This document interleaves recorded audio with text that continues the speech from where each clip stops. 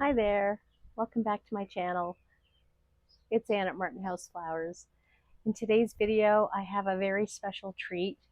I spent the afternoon today, most of the day. It ran from 9 till 3.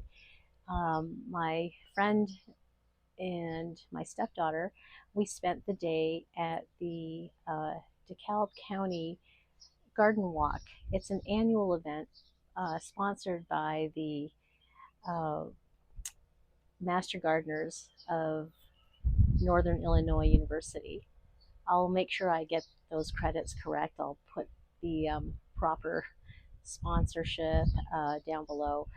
But in any case, we visited 7 beautiful homes, one of which is at the very end. It's a very special mansion that's historic to our area, our town that we live in. And there was everything from a beautiful small cottage style home to country homes that were neighbors to each other in the town of Genoa, Illinois. We visited, I think, 3 or 4 homes there.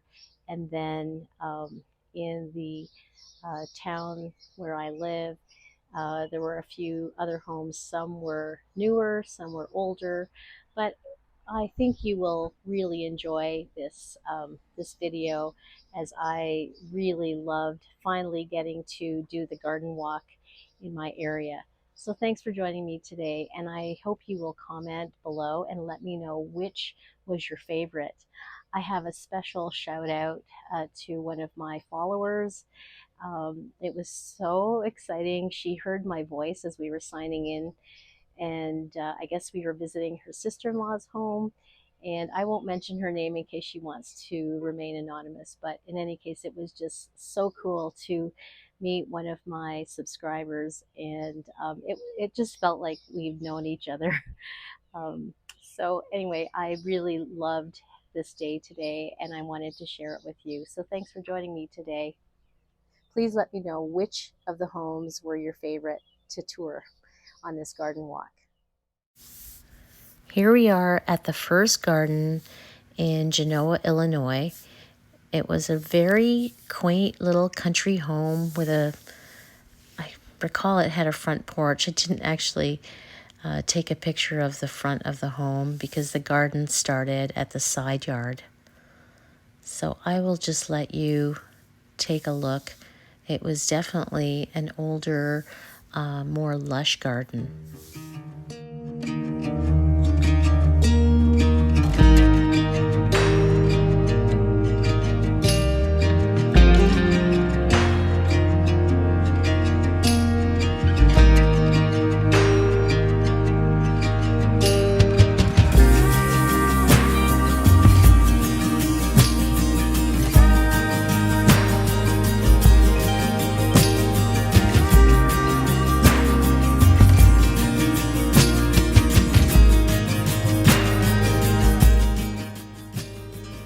So this home had a detached garage at the back, and they added this sort of paved or stone patio area at the back where they park their vehicle, and there's a laneway.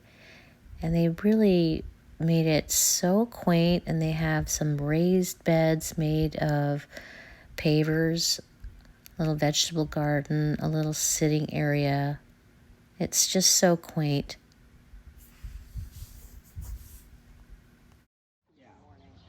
It's full, huh? Look at all this. So this is Monarda bee balm, and I have it growing in that pot on our patio, and it's gotten so big. But ours is like fuchsia pink, and I started it from seed in those winter sowing jugs, and I thought it was, for some reason, I thought it was basil. And I'm like, this is not basil. Oh my goodness, we have this one. Yeah, the Althea. No, I think mine is called Bali hibiscus, but it's only as tall as, you know, like 4 feet. Look at this. Yeah, mine's called Bali. It's the same color. Wow, it's huge. I wonder what our garden's gonna look like in 10 years. I really loved how that hibiscus was pruned upward like a tree, and the garden was full of purple coneflower, echinacea, lots of hostas and ferns. So now we are at the second home in Genoa, Illinois. This place, this home was breathtaking.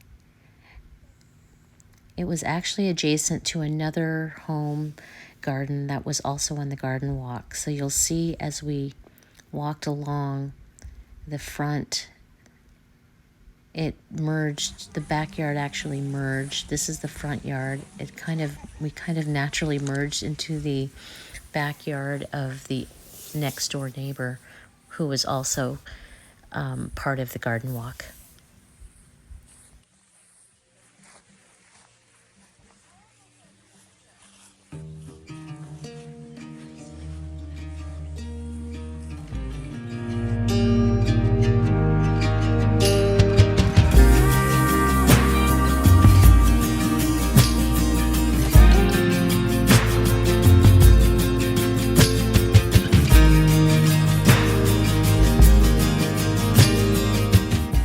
Look, they have to do this for the deer. See, this is all because it's a fruit tree. Wow, is that the vegetable garden that belongs to her? And the barn? Yeah, let's go over. Let's go check it out. Let's go check out the chicken coop. To the left, the coop. Let's go see the coop. There's nobody at the coop. We need property like this. Oh my God, your dad he'd be all over this. Look at this.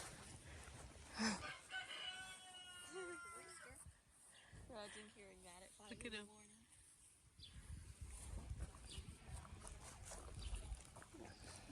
Look at all the dill. Oh my good, that's what you need to have enough dill. That's what I need. Look at that. Fish cooking. Yeah. My dill doesn't grow like that.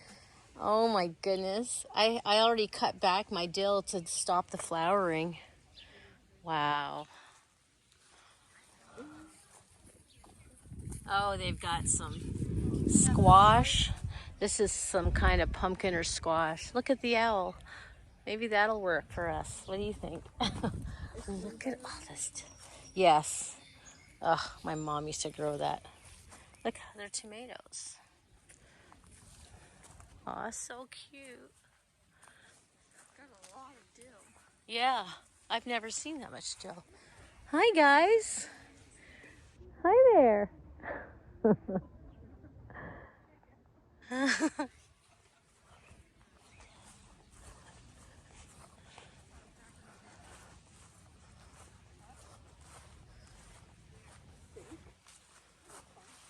Look at this.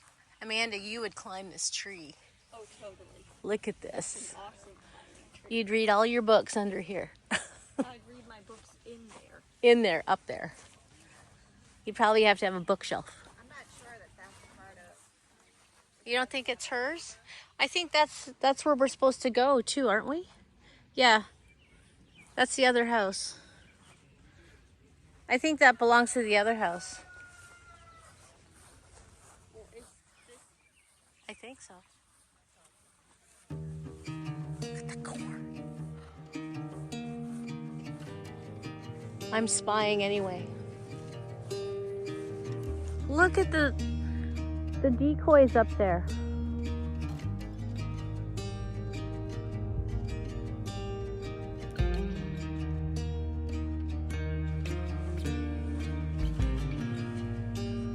Compost pile. And check out this elaborate deer fence. I honestly didn't notice it until I was editing this video because there's a little box on that wooden door frame. So it must be some kind of an electric fence to keep the deer away.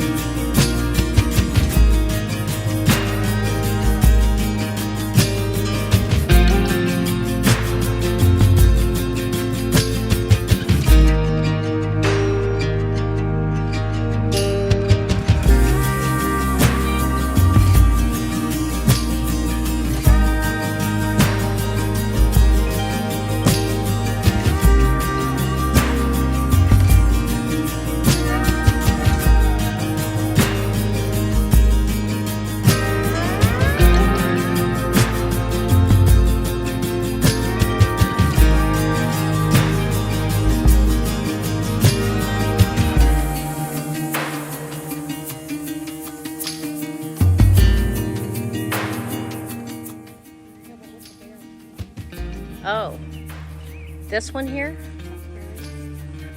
Yeah, looks like a chokeberry. It's just an ornamental. The birds, no, I wouldn't. I don't think it's poisonous, but it's really for the birds. Look at them all here. They grow wild.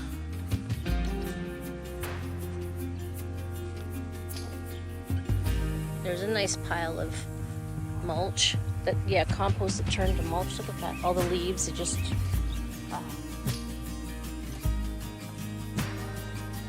Oh, there's his, looks like a cut flower garden back there. He did check that out.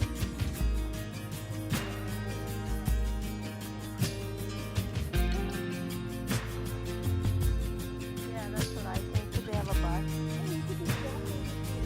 Yeah, that'd be a good. I bet you just. They don't even edge it. They just like grow. I bet you it all self-seeds.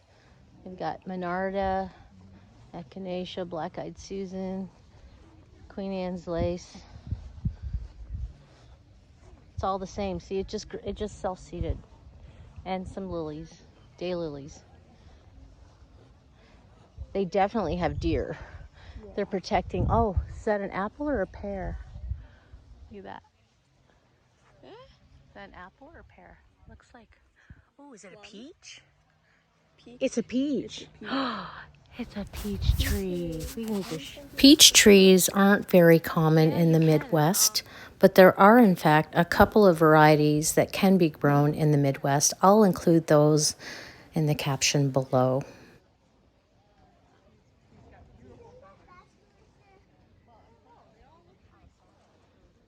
It would just be... What happens when it rains? Well, it's slowly... Yeah. It's already dead, but it... Look at the... gecko.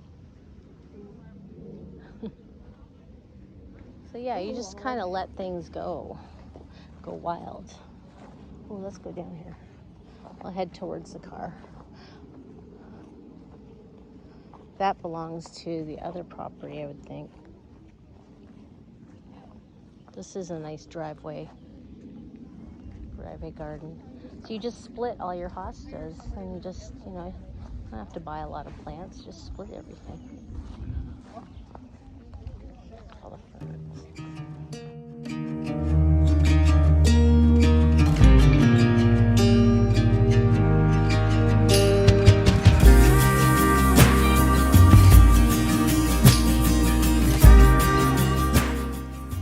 Since we somehow made our way to the neighbor's backyard, we made our way back to the front yard of the first home in this little country setting. It was sort of almost like a cul-de-sac with several acre, probably 1 or 2 acre lots, and 2 of the homes that we are visiting were part of the garden walk.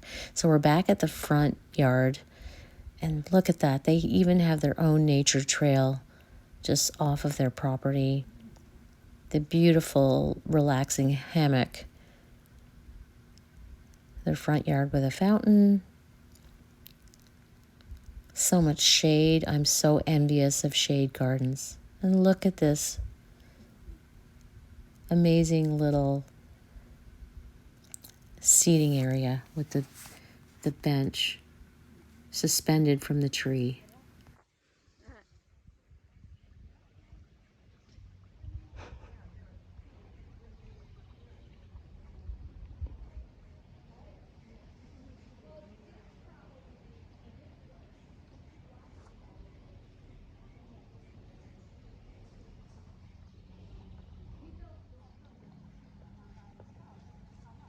If it's rusty and you cut yourself on it. A beautiful hibiscus.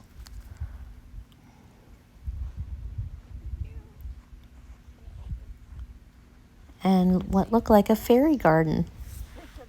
Knock first. Knock 3 times. The tree. But that's cool. They put an address thing. Oh yeah. So cute. I heard you put it inside. See, we think we have problems with rabbits. Oh, look at the birdhouse way up there. That's a martin house. That's a martin birdhouse. That's how high up you need to have it, apparently. So now we are at the last home in Genanoa, just on the outskirts. So we found out that this home and garden are only a year old. And I suspect that this garden was professionally landscaped because the beds had very specific varieties of evergreens, and there was a lot of repetition.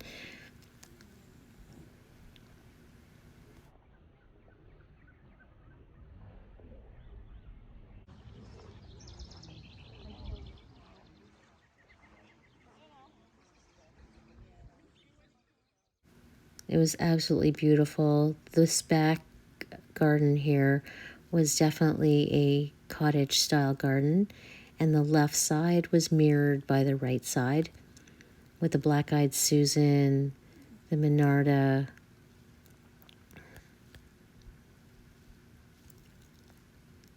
the echinacea repeated almost exactly on the right side as the left side. It was so pretty. And there was a common pathway, I think it's like a bike path behind their property because it is a corner lot that goes down along a pond that's common to the subdivision. And he had such beautiful little signs everywhere of all of the plants so you could ID them. This was white snake root, purple coneflower,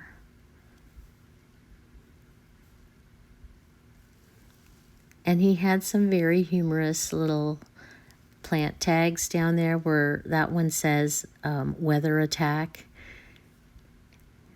Some Monarda. At the front, he had little tags that said deer attack, bunny attack, rabbit attack. This gentleman had a real sense of humor. I think this was probably about a half-acre lot, and this was a new water feature that they had installed only 8 weeks ago, apparently.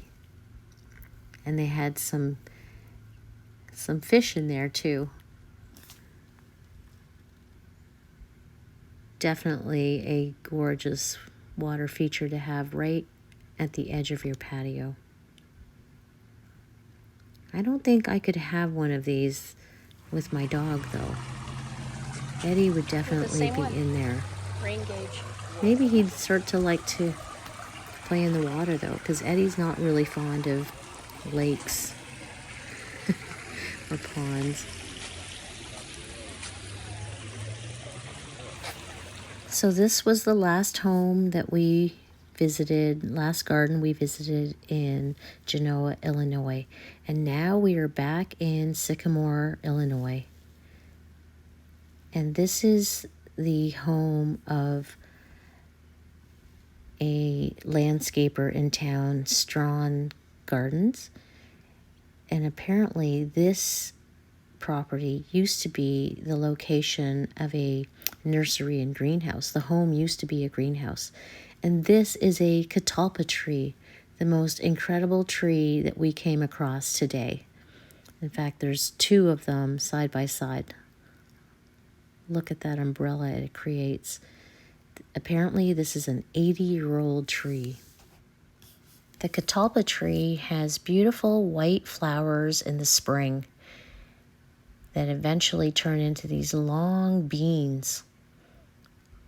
I don't think I've ever come across a catalpa tree, and they are native to the Midwest.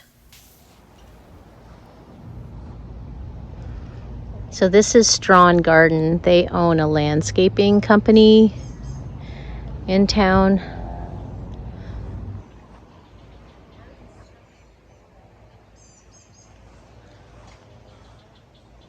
I love all these islands. Look at this. I think this is Pachysandra in front.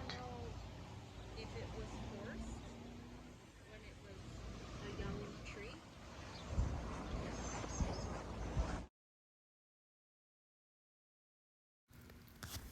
This is a beautiful balsam fir. Look at that foliage, the curled foliage.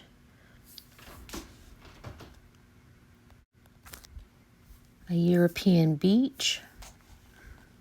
Beautiful. Love those red leaves.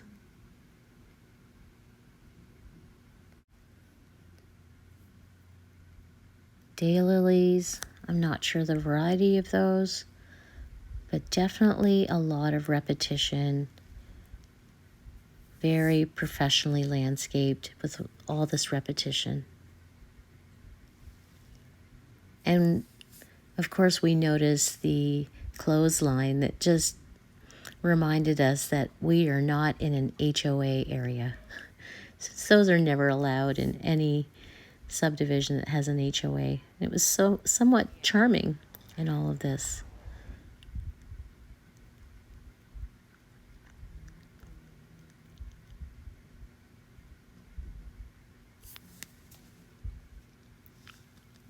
The height of these very mature trees and all of the perfectly manicured beds, something you would expect from a landscape company, owner of a landscape company. And the gentleman was sitting on the patio with his family. He's definitely elderly, and he obviously loves to maintain his garden. Lots of phlox, echinacea purple coneflower, Annabelle hydrangeas. Look at those beds. Beautiful. With the trees as a backdrop. This was a grass I looked up. And to the right, there were a couple of beautiful ginkgo trees that are also native to our area. I need to look into getting a ginkgo tree. I absolutely love those leaves. They're very unique to the ginkgo tree.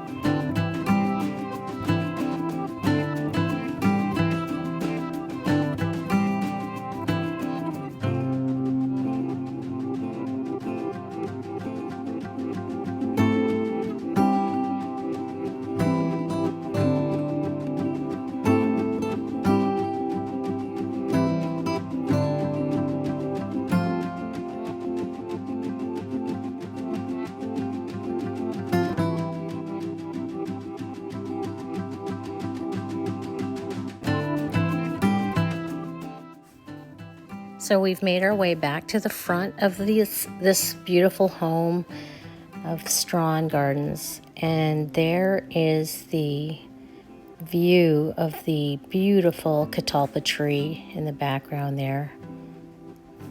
I think they grow to about 80 feet tall, and it looks like it's already there. I think it's a full mature height.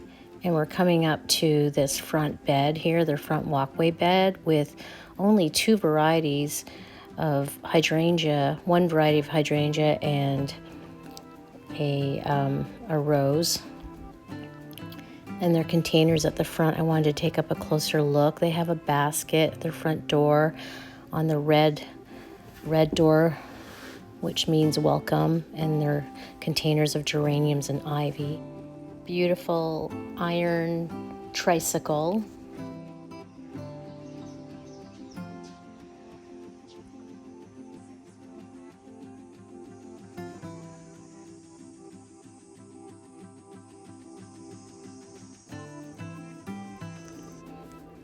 And at the end of the driveway is this beautiful hemlock tree.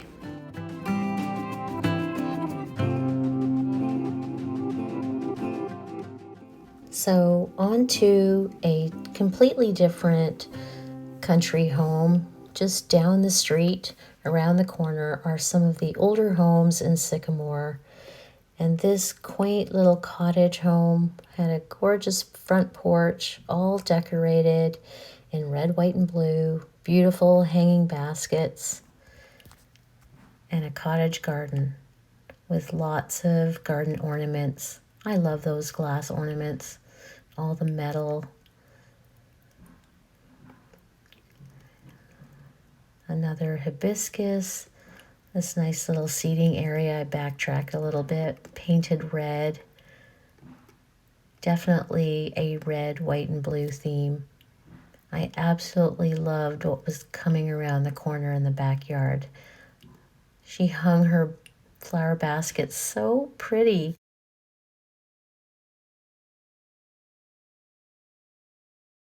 Oh, it's so quaint. I love this. It's so cute, and it's small and manageable. Oh, I love it. And all the shade. This is what I want when I'm 80. Because then our yard's too much for me. And just this size right here, right? That's all you need. Yeah. To make it a little oasis. Yeah.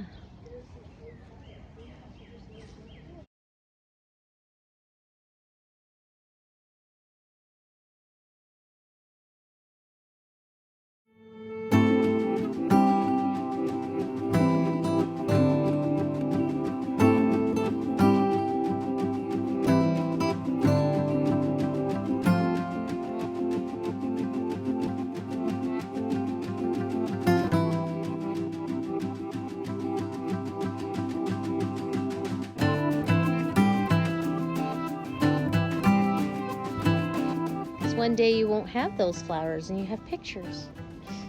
Oh, look at this container. It's jam-packed. I love this. This is one of those antique, what do you call this kind of? Crock. Yeah, that's those are so expensive. They sell them in the antique stores. I'm like, why? Why so expensive? They're so sought after. Yeah. Oh, I like that fountain. I like that fountain a lot. Do you like the sound of that? Yeah. It's almost like a flower pot turned upside down. Yeah, it's kind of got a... I kind of like the sound. It has a bit of an echo. How densely planted. You don't need mulch here.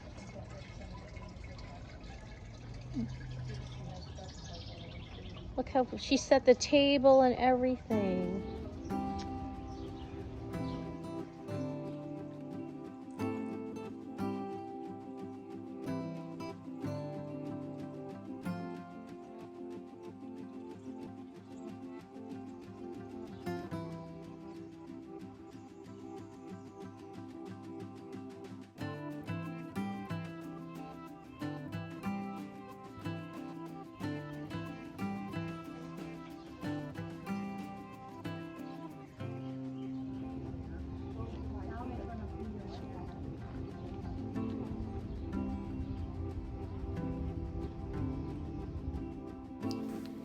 So on to our second last garden in the north end of Sycamore. This back garden had this really quaint fenced off area of a vegetable garden, and it looks like they had some rhubarb back there, some turtle stepping stones, and these screen boxes that were obviously protecting their crop. This is the home and garden where I met up with one of my subscribers, and it turns out it's her sister-in-law's home. And again, I was just so thrilled to meet her. Thank you so much for being my subscriber, and I really loved meeting you. And I hope we can meet up again. In fact, we did talk to the administrator of the Master Garden Society or Master Garden Group here in Dekalb County, and she was actually there at this home, and we talked about my potentially being part of the garden walk next year. So I'm definitely considering it. It would be definitely something to work towards, and we still have some work to do in our backyard with some of the beds that we have planned around our evergreens. So definitely something to work towards. No stress, honey. I came home and told my husband, and he was like, okay. There's a lot of people that use like phlox. Those are Galeria. A lot of phlox. I don't really, we have some that are not supposed to be get powdery mildew, but they're very common for powdery mildew.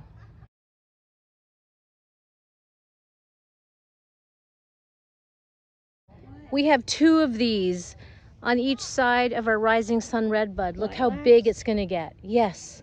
You didn't know they got that big? No, it's not supposed to get that big.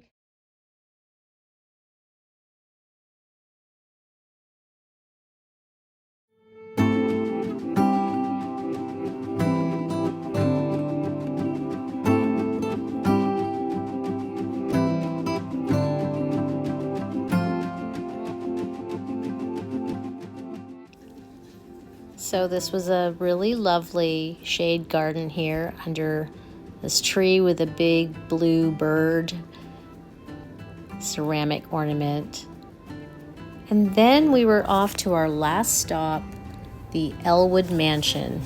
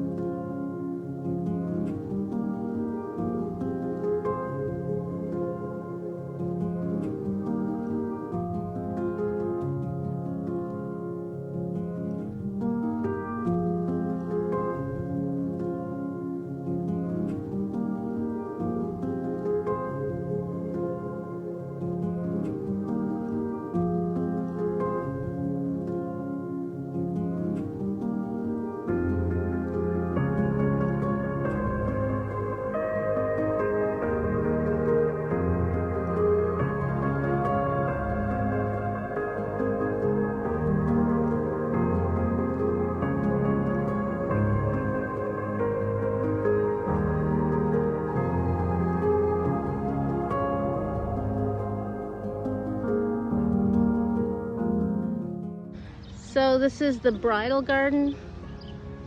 Yeah, you know what's cool, Teresa? The bands play up there. And then you're just over there. And then, no, the guy sings here. And then we all sit. This place. And then we sit on the grass over here. I haven't even been inside there. Oh, it's really cool. Is it? We need to. The whole ballroom and everything. You can see all the bedrooms, ginormous living room. They have a really cool staircase. We need to go there for like a I've visit. gone there like twice. Have you?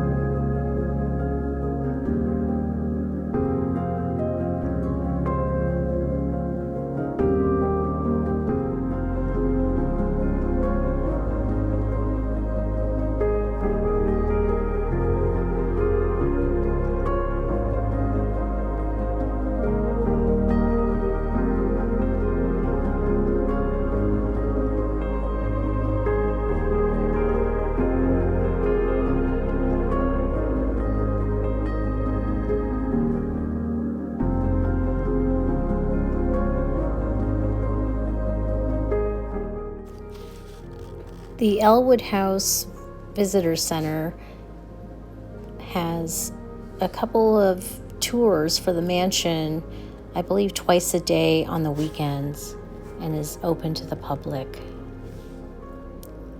This is an original gate to the mansion, and to the right was the water tower that held the water for the stables. They used to have horse stables here. Imagine living right on the other side of this water tower in that beautiful home right behind. And here is their butterfly garden full of monarda and echinacea, daylilies, some hydrangeas in the back there. And that was pretty much the end of our trip. We finished off the day visiting the little boutique of the Master Gardeners Society. Thank you so much for joining me. I hope you enjoyed this tour as much as we did. See you next time.